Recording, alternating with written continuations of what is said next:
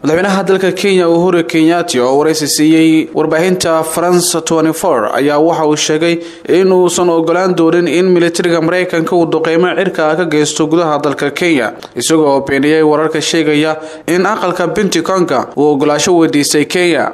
Wargeyska New York Times ayaa bishii la soo dhaafay shaaciyay in militariga Mareykanka ay ogolaasho u raadsanayaan in ay duqeymo cirka ay ka geystaan qaybo kamid ah bariga dalka Kenya isagoo ku beegsan dagaalamayaal ka tirsan xarakada al-shabab. Howlo argagixiso way jiraan balse saldhigyo argagixiso kuma lihin gudaha Kenya sidaas darteed ma jirto waxaas ayuu yiri madaxweynaha dalka Kenya oo wareysi siinayay France 24 ee ku yaala dalka Faransiiska halkaas oo maalmahan booqasho uu ku joogo. warar ay bishii January xarakada al-shabab ay ku qaadeen saldhig Mareykanku ay ku leeyihiin gudaha dalka Kenya ayaa waxa ku dhintay hal askari oo Mareykan ah iyo laba kale oo ku dhaawacantay. Umar Abdullahi Xasan Umarnani SDN TV Muqdisho.